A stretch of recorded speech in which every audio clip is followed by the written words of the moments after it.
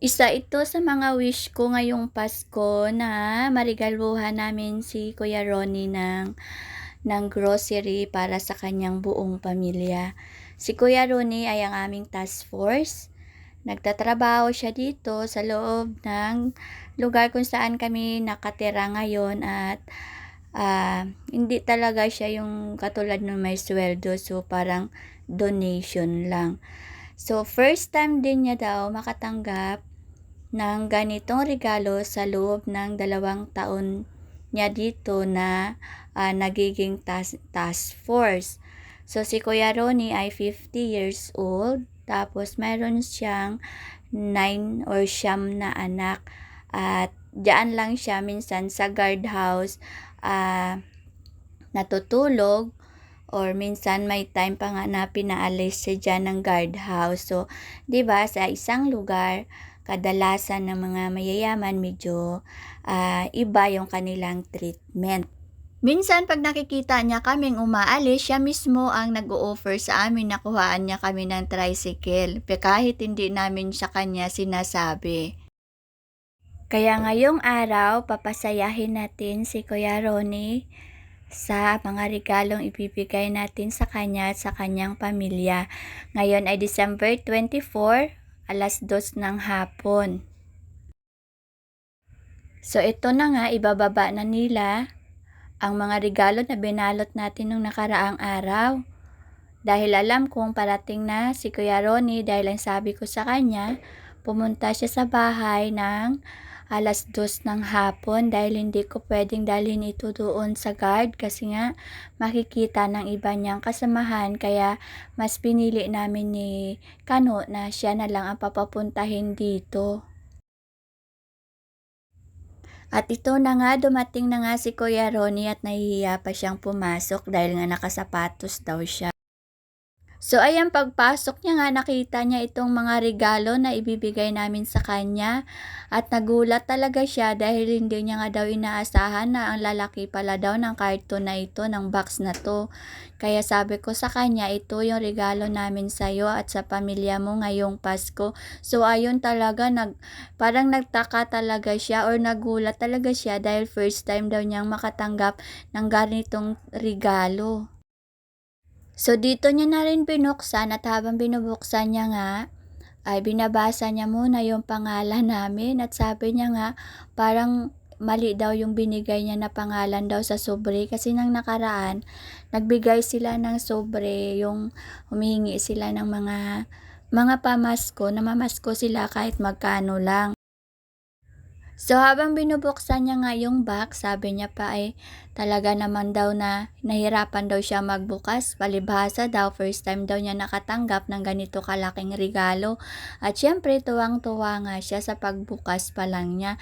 At sabi niya nga sa amin grabe daw, ang dami-dami daw pala niyang regalo, at sabi niya nga maraming salamat dahil nga syempre malaking tulong na daw yan sa kanila. So alam nyo ba, tuwing umaga umiikot kami ni Kano ni Karina dahil syempre 'di ba dala-dala namin yung aso. Talagang parang nag-aagaw pansin sa akin si Kuya Ronnie, dahil nga nare-realize or naaalala ko ng mga time na hirap kami, as in wala talaga kaming trabaho. Yung bago-bago pa ba kaming saltan, hindi namin kasi naranasan yung ganito, yung mayroon taong magbibigay sa'yo ng ganito, na kunwari madami kami dito, maraming kaming kamag-anak, pamilya, pero wala ni isa sa kanila yung nagbigay sa amin na ganito. Kaya lagi ko sinasabi kay Jerry na gusto ko magregalo sa mga taong katulad ko, yung galing talaga kami sa hirap, dahil sabi ko mas na-appreciate kasi nila yun, lalo na yung mga taong nagtatrabaho na kahit na alam nyo yun, yung sahod nila kakapiranggot lang pero pinagtitiisan nila. So si Kuya Ronnie task force dito, 'di ba? Sabi ko sa inyo. Pero ang sweldo nila is 7,500, pero hinahati daw nila 'yan, 5 daw silang naghahati nun sa loob ng isang buwan. Kaya nga daw minsan kung nakikita ko man daw siya nangangalakal, dahil nga daw hindi daw talaga kasya. Kasi nga isang beses Kuwento tayo. Isang beses 'di ba, ay dito, tapos sa harap ng tinitirhan namin is may malaking bahay diyan na duplex. Tapos diyaan sa labas ng bahay nila, malaking drum 'yan, tapos minsan nilalabas nila, tapos pinapatapon nila nito kay Kuya Ronnie. So isang beses nandodoon ako, nagpatapon sila ng isang drum, tapos 2 sako na basura at binigyan nila si Kuya Ronnie ng 100. So ng oras na yon nagbigay din kami kay Kuya Ronnie ng bigas at 6 na piraso ng sardinas.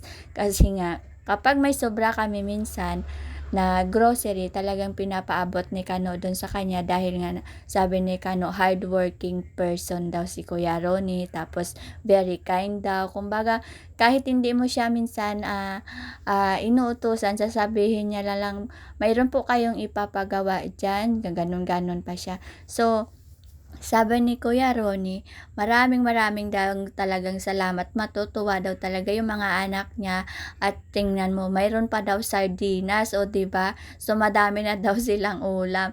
So parang naano din talaga ako ng time na bago kami ditong Salta. Kung alam nyo lang, nangangalakal kaming magkakapatid, nag-aantay kami ng tambak na truck, tapos nagbebenta kami ng lata, mga plastic, alambre. So ayoko na dapat yun balikan, pero sabi nga ni Kano, wag ko daw lagi isipin yung mga nakaraan na.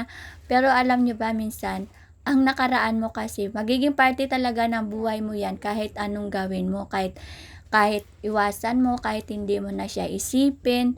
Sabi ko nga, halos ganito kasi yung buhay namin dati. Pag binigyan kami dati ng biskwit, pag binigyan kami dati ng tinapay, tuwang-tuwa na kami noon. At alam nyo ba ang nakakatuwa pa doon?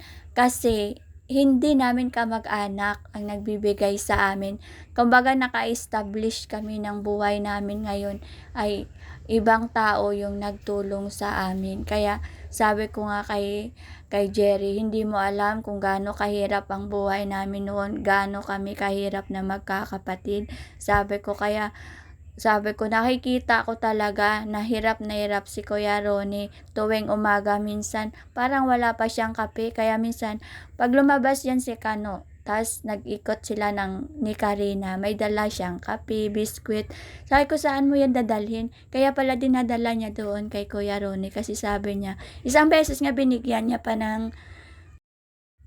Tapos sabi nga ni Kuya Ronnie, isang beses daw may binigay pa daw sa kanya na kapihan daw si Kano, pero hindi ko alam kung ano tasa, siguro kasi nga may mga tasa kami minsan na galing sa DV Mart, yung mga free, siguro yun yung binibigay niya. So, eto lang yung gusto ko talaga i-share sa inyo. Alam nyo ba, kapag galing ka sa hirap, maa-appreciate mo kahit gaano kaliit ang ibibigay o ririgalo sa iyo. So ngayon is pupunta na yan o lalabas na si Kuya Ronnie, at ang gagawin namin para hindi siya makita ng mga kasamahan niya na may dala-dala siyang mga regalo or ayuda, pinadala ko sa kanya itong mga sibak. Pinag-ipunan ko yung sibak at mga karton sa laundry area, kasi nga pag dumadaan siya binibigay ko. So ayan, tinabi niya talaga yung Christmas card, kasi nga ididikit daw niya doon sa bahay nila, dahil nga gusto daw niya kami laging maaalala. So 'di ba doon pa lang nakaka-touch na, kasi nga siyempre hindi kayo magkamag-anak, hindi kayo related sa isa't isa, pero yung saya at ang tuwa niya makikita mo sa mukha niya. Tuwang-tuwa talaga siya hanggang sa umalis na sila. So ayan, may dala pa nga yan silang plastic bag na itim, dahil nga ilalagay niya, i-cover daw niya yung plastic bag na itim dyan, para daw pag dumaan siya doon sa guardhouse, malalaman daw o magtatanong man daw yung guardhouse, sasabihin niya mga kalakal daw yung dala niya. So ayan, binibigyan na siya ni Jerry ng garbage bag para i-cover doon sa karton na may mga grocery, kasi para hindi siya masilip doon.